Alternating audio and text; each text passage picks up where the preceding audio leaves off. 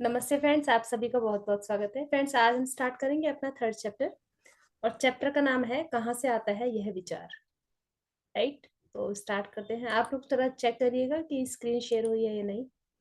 पहले हम इसको इंग्लिश में रीड करेंगे और उसके बाद में हिंदी में ट्रांसलेट करेंगे। तो आप चेक कर लें एक बार। Is it visible? अभी हो रहा है। हाँ, अब हो गया, आ गया। ओके। तो where does it come from? The past has no power over me. अतीत का मुझ पर कोई प्रभाव नहीं है। All right, we have gone through a lot of stuff and we have sifted through what we thought the problem was. Now we have come up with what I believe is the real problem. We feel we are not good enough, and there is a lack of self love from the way I look at life. If there is any problem, then this has to be true. So let us look at where this belief came from. तो यह सही है कि हमने कुछ समझ लिया है। जस्ट अ मिनट, प्रताप जी आ गए हैं। Yeah, I'm sorry, I'm very sorry late. Sorry. कोई बात नहीं, ये एक पैरा मैंने पढ़ लिया है, नेक्स्ट से आप स्टार्ट कर लीजिएगा, ठीक है। हाँ, हाँ, यस। तो yes. हमें जो इसके ट्रांसलेशन है वो मैं कर रही हूँ। तो ये है कि हमने अब कुछ समझ लिया है और हमारे विचार में जो असली समस्या थी उससे हम आगे बढ़ गए हैं। अब हम उस बात पर आ गए हैं जो मेरे ख्याल से असली समस्या है। हम महसूस करते हैं कि हम उतने बेहतर नहीं हैं और हम अपने आप से प्रेम नहीं करते। मैं जीवन के प्रति जो दृष्टिकोण रखती हूँ, यदि उसमें कोई समस्या है तो यह सच है। इसलिए चलिए देखते हैं कि यह विचार आया कहाँ से। यानी कि हम जो पॉइंट आउट कर रहे हैं, ये जो थॉट हमारे मन में आ रहा है या ये आ रहा है कि मैं उतनी अच्छी नहीं हूँ, तो ये जो विचार है वो कहाँ से आ रहा है हमारे पास में। राइट। तो हमारा ये पैराग्राफ है second. Yeah. How did we go from being a tiny baby who knows the perfection of itself and of life to being a person who has problems and feels unworthy and unlovable to one degree or another?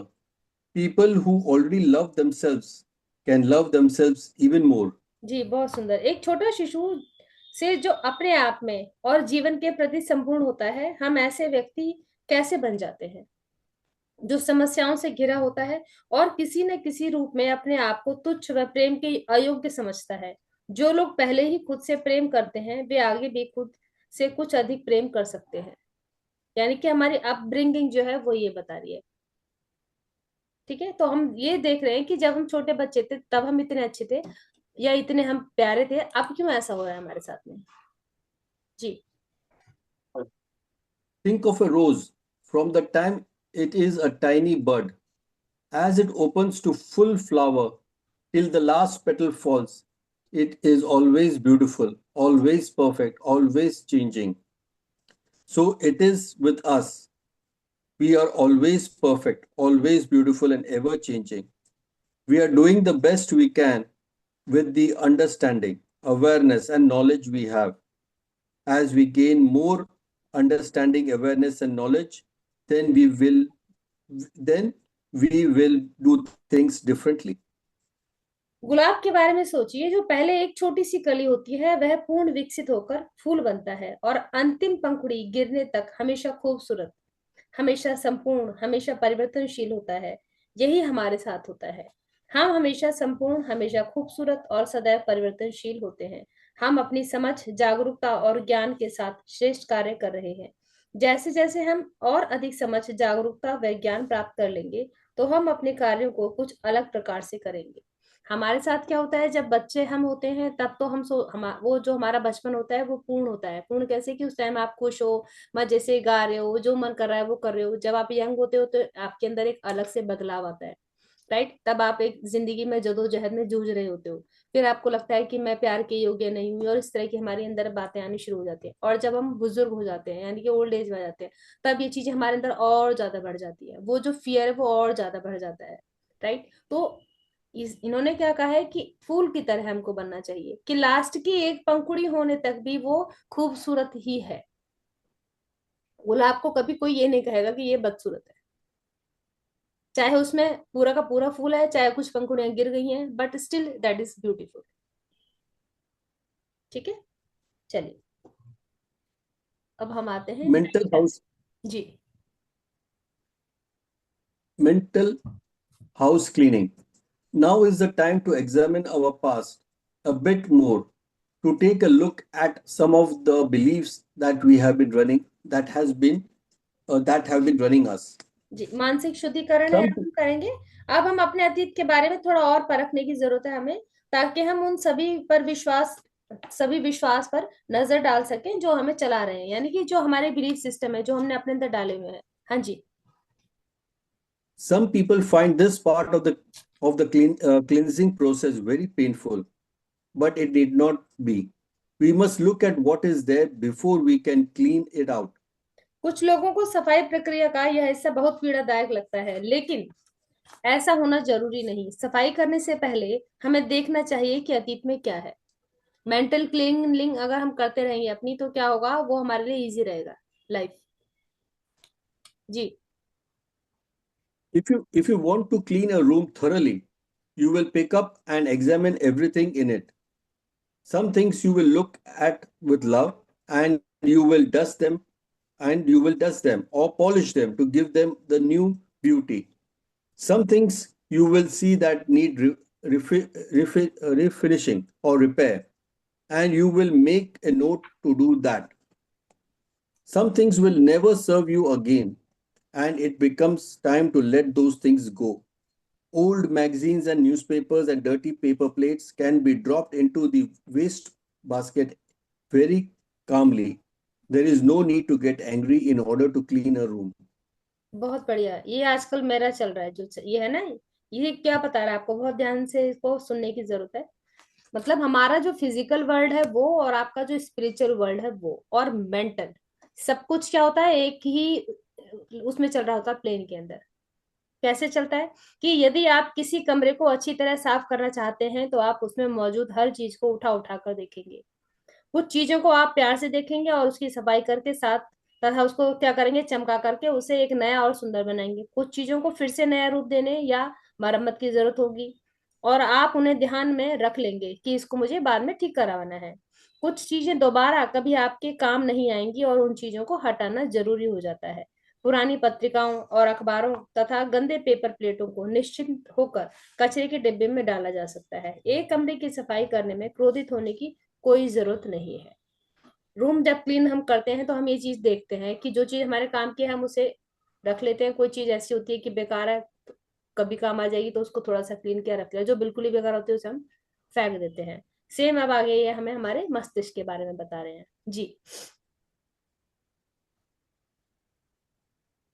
It is the same thing when we are cleaning our mental house.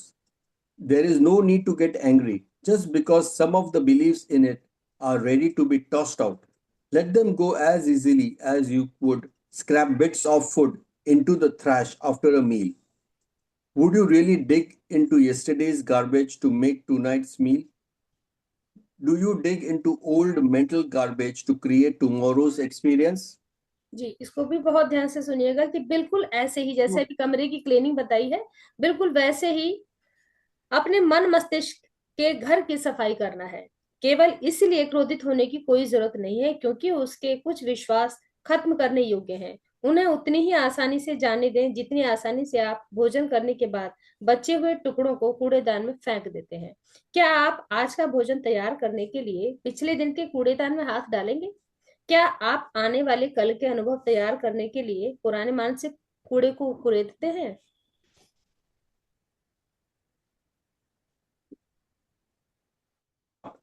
Or belief does not serve you, let it go. There is no written law that says that because you once believed something, you have to एक continue to second, believe it just forever. A minute. If a thought or belief does not serve you, यहाँ से Yeah, start. if a thought, hmm. yeah, if a thought or belief does not serve you, let it go. There is no written law that says that because you once believed something, you have to continue to believe it forever. जी, अगर कोई विचार या विश्वास आपके काम नहीं आता है तो उसे जाने दें। ऐसा कोई कानून नहीं है कि कभी आप जिस बात पर विश्वास करते थे उस पर हमेशा के लिए विश्वास बनाए रखना जरूरी है। यानी कि जो बिलीफ सिस्टम आपके काम नहीं आ रहा है, आपको उससे लाइफ में कोई फायदा नहीं है, तो हमें क्या करना चाहिए, उसे चेंज कर लेना चाहिए। ठीक है जी। Let's look at some limiting beliefs and where they came from. Yes, आपके कुछ Limiting belief. संकुचित विचारों पर नजर डालते हैं और देखते हैं कि वे कहाँ से आते हैं। Limiting belief. Hmm. Limiting belief. I am not good enough. Where it came from? A father who repeatedly told him he was stupid. आगे बढ़िए। Yeah, he said he wanted to be a success, so his daddy would be proud of him. But he was riddled and with guilt, which created resentment, and all he could produce was one failure after another. Daddy kept financing businesses for him, and one after another they failed. He used to he used failure to get even. He made his daddy pay and pay and pay. Of course, he was the biggest loser. अब एक विचार इन्होंने क्या कहा कि I am not good enough, ये limiting belief कि मैं उतना अच्छा नहीं हूं, ये विचार कहाँ से आया है? तो इसका जो सोर्स है, जो स्रोत है, वो है कि उसके बार बार उसके पिताजी ने उसको क्या कहा कि वो क्या है, मूर्ख है। तो उसने कहा कि वह एक सफल व्यक्ति बनना चाहता था ताकि उसके पिता को उस पर गर्व हो, लेकिन वह अपराध बोध की भावना से भरा हुआ था। उसको गिल्ट था अपने ऊपर, जिसने उसके अंदर असंतोष उत्पन्न किया, और इसके कारण उसे एक के बाद एक विफलता मिली, अनसक्सेसफुल होता रहा वो। पिता ने उसके लिए कई व्यवसायों के लिए पैसा लगाया, लेकिन वे सब असफल हुए। उसने बदला लेने के लिए विफलताओं का इस्तेमाल किया। उसने अपने पिता को बार बार पैसे देने के लिए मजबूर किया। निश्चित रूप से वह एक असफल व्यक्ति था। क्यों था? क्योंकि उसके अंदर गिल्ट था, यानी कि उसकी फ्रीक्वेंसी डाउन थी, जो बार बार इन चीजों को अट्रैक्ट कर रही थी। ठीक है। तो आप उसका बिलीफ सिस्टम क्या बन गया कि I am not good enough, मैं उतना अच्छा नहीं हूं। जी।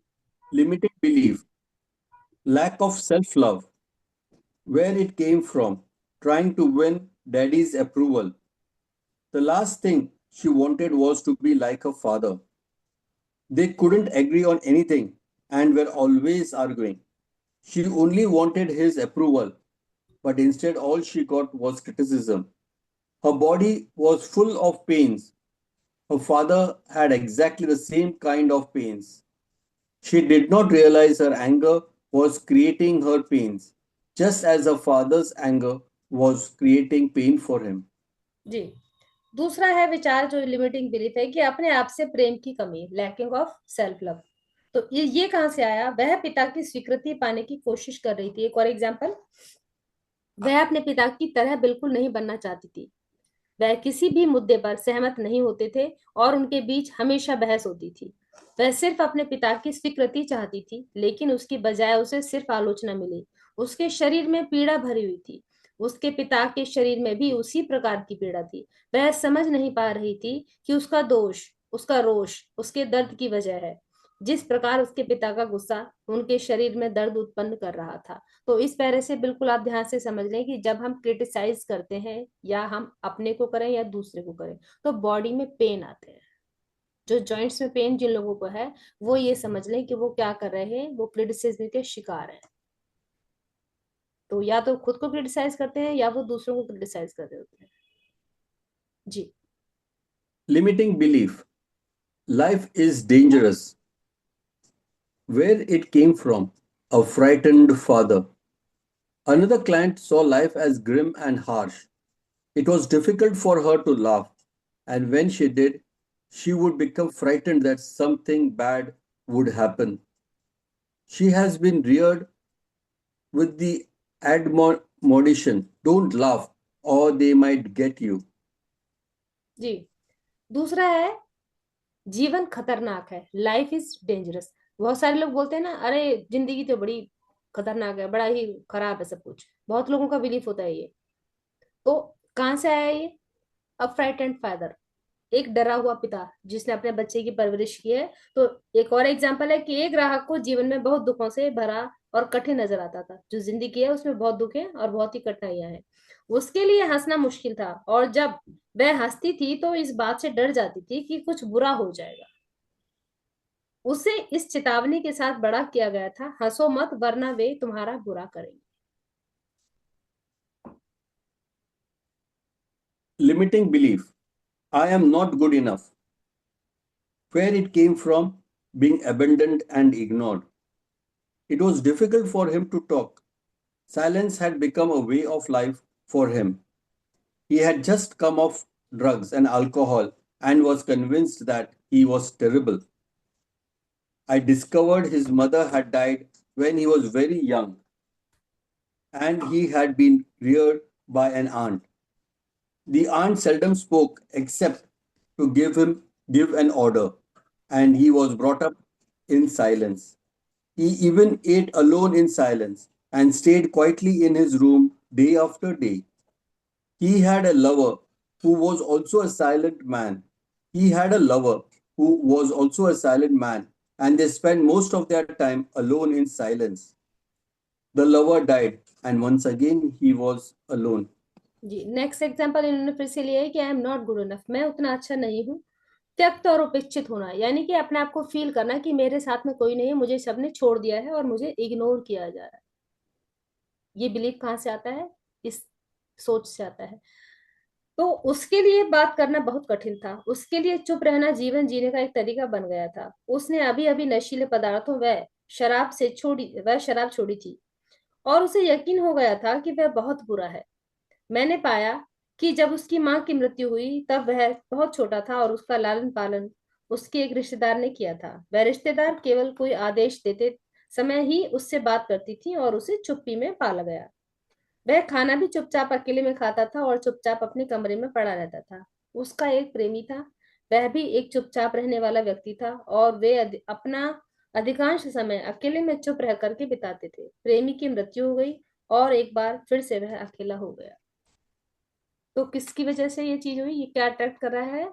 अकेलापन, कि कोई प्यार नहीं करता है। तो यदि कुछ चीज अच्छी अट्रैक्ट हो भी जाती है तो डाउन फ्रीक्वेंसी की वजह से वो वापस से चली जाती है, सेम उसी माहौल में हम वापस आ जाते हैं। इसीलिए बोलते हैं your thoughts create your own reality. इसीलिए बिलीफ सिस्टम भी, या हम जो बिलीफ बनाते हैं उन बिलीफ को भी बहुत ध्यान से हमें बनाना चाहिए।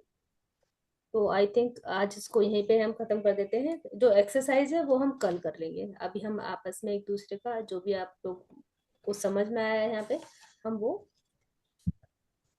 कंक्लूजन निकाल लेते हैं। ठीक है, तो ये हम कल करेंगे। Stop sharing. तो आप लोग अपनी अपनी जो भी आपको लगा है लाइमलाइट इसमें देना चाहे, रिफ्लेक्शंस। Okay, सुनीता जी बोलना okay, मैं चाहिए? कल आप, हाँ जी, आप बोलिए पिता जी। Yeah. This is a very good chapter where where the heading itself tells where does it come from.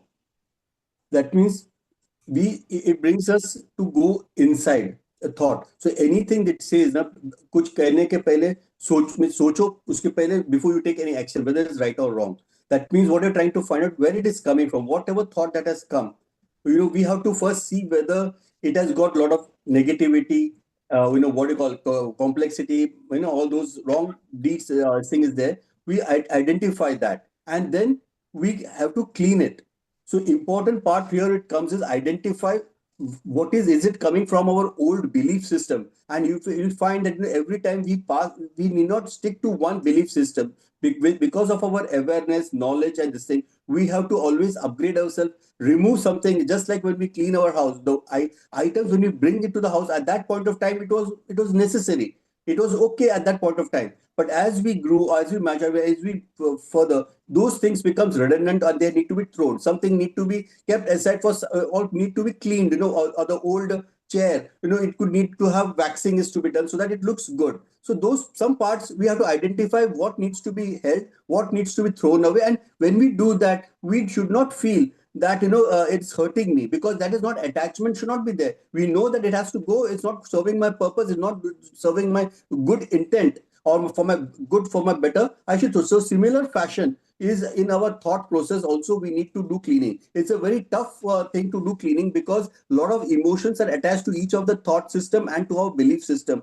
But if it is hurting us, like examples have been given, I am not good enough, or life is dangerous, or when you feel that if you're passing through a difficult phase of life, then these thought process, as because today we are able to discuss this because this awareness has come from this book which we are reading through. So we have to now understand, introspect, and release these things and become free and absorb good thoughts. That is what the author is trying to bring in, because thought brings happiness and makes us free from diseases and mental illness.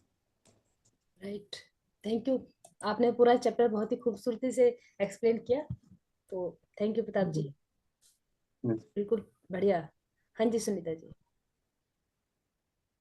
हाँ, मैंने भी इसी तरह से ही इसको समझा है कि ऐसी बहुत सारी बातें होती हैं लाइफ में, जो हमें बचपन से सुनाई जाती हैं।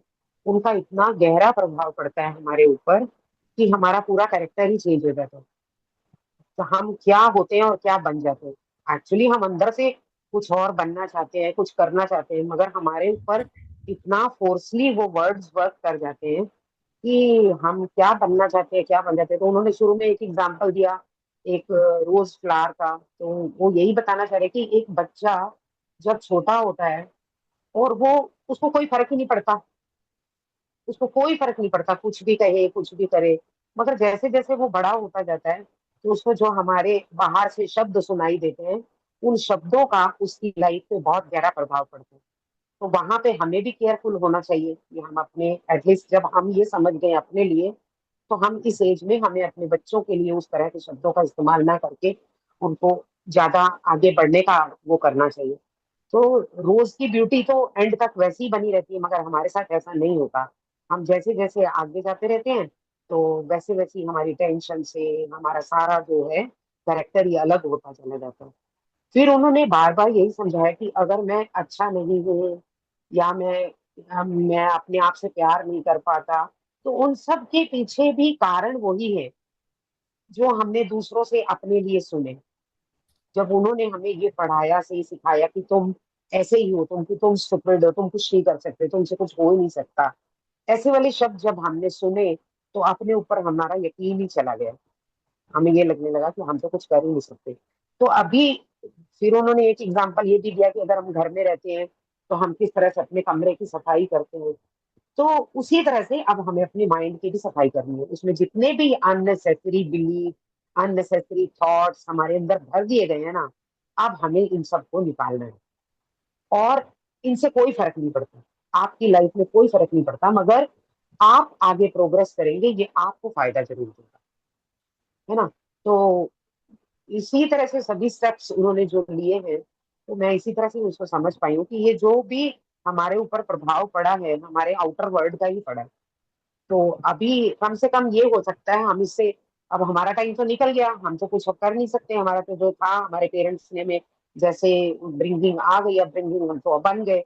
अब हमें तो अगले वाली जो जनरेशन है हमने उसको क्या देना है, तो हम उसमें जरूर अपने आप को इम्प्रूव करके उनकी हेल्प कर सकते हैं। बिल्कुल सही। That's all. Thank you Sunita ji, बहुत बढ़िया है। देखो सबका निचोड़ कितना बढ़िया निकल रहा है ना अपने हिसाब से। हाँ जी नंदिता जी, नंदिता जी हाँ जी एकदम। अपना रिफ्लेक्शन क्योंकि दीजिए आप। हाँ, मेरा रिफ्लेक्शन मैं जरूर सुनाऊंगी। हमने बचपन से हम एज इन वी, हमने बचपन से हमेशा यही सुना है कि तुम तो ये ठीक से नहीं कर रहे, तुमसे ये तो ठीक से नहीं हो रहा। और कंपैरिजन बहुत हुआ है अभी। हर हर कोई का ब्रेन लेवल जो है, आज हम आके समझ रहे हैं कि हर बच्चे का ब्रेन लेंथ एक नहीं होता, पांचों उंगलियां एक नहीं है। हमने सबको अपने अपनी तरफ सीखना है। पर हमें हमारे एल्डर्स ने हमेशा यही बोला है कि तुम तो ये नहीं कर पा रहे। हमने उन चीजों के लिए मार भी खाई है कई बार। उन चीजों के लिए वो मार जो है हमारे दिमाग में एक ट्रॉमा बन के बैठ गई है। फिर उसके बाद जब हमने बच्चे पैदा किए, तो वो सारी चीजों को हमने चेंज किया अब, कि we need to understand them better. But फिर हम भी वहां पे थोड़ा सा तो फेल हुए हैं, क्योंकि कुछ कुछ नेगेटिव वर्ड्स तो हमारे मुंह से भी निकले हैं। ऐसा नहीं नहीं निकले हैं। कभी कभी निकल ही जाते। तो बस ये बुक पढ़ते पढ़ते अब हम रियलाइज कर रहे हैं कि ये चीजें हमें संभाल के लेनी है, अभी हमारे ग्रैंड बच्चों के लिए, ग्रैंड चिल्ड्रन के लिए, कि we need to talk with proper words because words are vibration. That's all, thank you so much. बहुत सुंदर नंदा जी, एक एक मोती जो है चैप्टर से निकल के बाहर आया है। बहुत बढ़िया। जी बहुत थैंक यू आप सभी का। और मैं लास्ट में अभी रिसेंटली कुछ ऐसा देखा मैंने, तो उसका मैं बताना चाहूंगी। बिलीव जैसे सिस्टम कहते हैं, तो ये लेडीज के लिए है मेनली। होता क्या है, जैसे अगर कुछ गड़बड़ हो जाता है घर के अंदर, या कुछ भी चीज आती है, जैसे कहीं मैंने कई घरों में देखा है कि कहीं चूहे आ गए या दीमक आ गई या कुछ है, तो वो होता तो एनवायरमेंटल है, जब मेनली होता क्या है, वो यही चीजें होती हैं। तो क्या बोला जाएगा कि जो है ये लेडीज की काहलियत की वजह से, ऐसे जो घर में चीजें आ रही हैं, वो लेडीज की काहलियत की वजह से आ रही हैं। अब बोल कौन रहा है? मैन बोलता है इस चीज को। ठीक है। अब ये चीजें कहाँ से आई? ये उनके अंदर बिलीव सिस्टम डाल दिया गया कि जो, और आपकी मतलब उसमें मैन की कोई वाइब्रेशन नहीं है, सारी लेडीज की ही वाइब्रेशन है। तो काहलियत मतलब क्या है कि वो मैनेज नहीं कर पा रही हैं, या उनकी वाइब्रेशन उतनी अच्छी नहीं है। किसके ऊपर ब्लेम कर दिया गया? लेडीज, लेडीज को ब्लेम कर दिया गया इसके ऊपर, कि जो भी घट रहा है वो लेडीज की वजह से घट रहा है। तो यहाँ ये बिलीफ सिस्टम, यहाँ हमें खत्म कर देना चाहिए इस चीज को। इस मतलब हर चीज का ब्लेम जो इतने टाइम से वुमेन के ऊपर होता आया है, कि हाँ भाई जो भी कुछ हुआ इसके सिर पे ठीकरा फोड़ दो, क्योंकि कुछ बोले इन लोगों ने तो कुछ बोलना ही नहीं है। तो ये चीजें हो जाती है। वहां क्या औरत, क्या जो, हाँ वो औरत है, वो क्या सोचेगी, अरे यार सच में मैं तो इस लायक ही नहीं हूँ, मैं तो मैनेज ही नहीं कर सकती होम, या मतलब फिर क्या होता है, इस तरह की चीजें आ जाती है। तो यही बिलीफ सिस्टम हमारे बच्चों ने आगे तोड़े हैं। वो अब पढ़ रहे हैं, आप जान रहे हैं कि इस तरह की होता है नेगेटिव पॉजिटिव, लेकिन एक घर जो होता है वो एक अकेले लेडी की ही उससे नहीं होती है चीज, उसमें सभी लोगों का होता है। आपके घर की एनर्जी देखी जाती है। तो मतलब मैं यहाँ पे ये वाली चीज थोड़ा, मैं अभी एक किसी घर की मेरे को सुनने में आई, तो मैं इसलिए आज यहाँ पे ये डिस्कस किया चीज।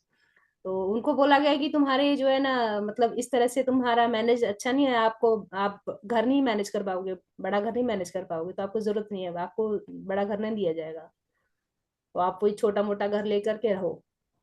तो आप ये देखिए, मतलब यहाँ मेंटेलिटी क्या रहती है कि ये मेंटेलिटी जो है इसको खत्म करना होगा।